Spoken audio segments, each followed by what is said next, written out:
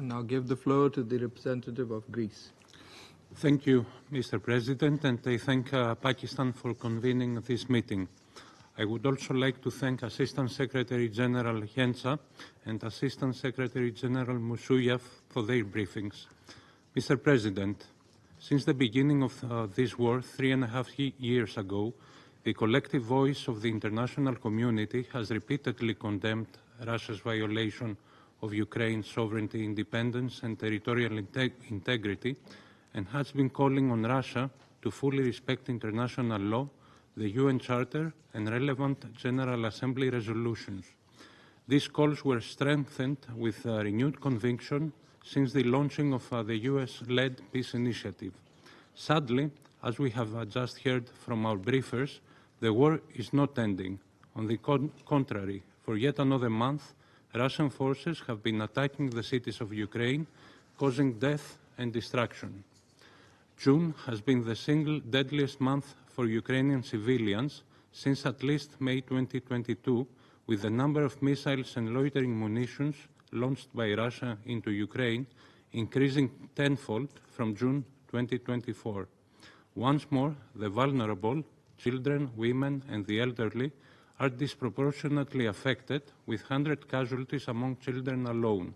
This trend has continued in July.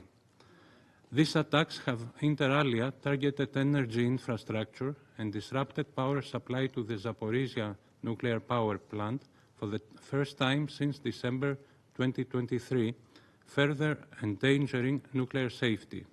We note with extreme concern that according to the WHO, nearly 40% of all attacks against healthcare facilities worldwide this year took place in Ukraine, causing casualties among medical personnel and patients.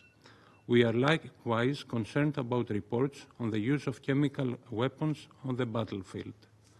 Greece joins the Secretary General in strong condemnation of the latest severe attacks by Russia against civilian population and infrastructure in Ukraine, and we also condemn any attacks against civilians which constitute blatant violations of international law, including humanitarian and human rights law. Mr. President, this year's annual report of the Secretary General on Children and Armed Conflict verified a 105% increase in grave violations against the children of Ukraine, identifying for the third consecutive year the Russian armed forces and affiliated armed groups as responsible for these violations. These findings are compounded by this year's recently released Council of Europe's report on the human rights situation in the territories of Ukraine temporarily occupied by Russia, which demonstrates that Russia's war of aggression has continued to lead to immense human suffering. Mr. President, ensuring accountability is both a prerequisite for peace and a deterrent for further war.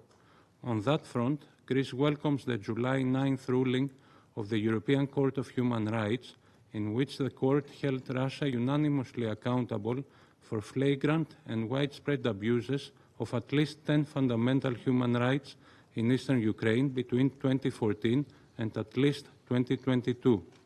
Greece also welcomes the signing of the agreement between the Council of Europe and Ukraine for the establishment of a special tribunal for the crime of aggression against Ukraine. Mr. President, we have long advocated for peace, which is long overdue.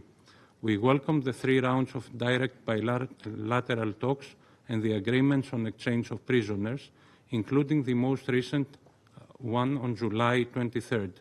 However, we regret that peace efforts have not produced any other tangible results and have eventually stalled. We reiterate that no peace effort can have any substantial results if hostilities continue. Therefore, it is imperative that any peace efforts should be approached in good faith, starting by agreeing to an immediate and unconditional ceasefire as the first step towards a comprehensive, just and lasting peace, in line with international law and the UN Charter, and in full respect of Ukraine's sovereignty and territorial integrity. I thank you. I thank the representative of Greece for the statement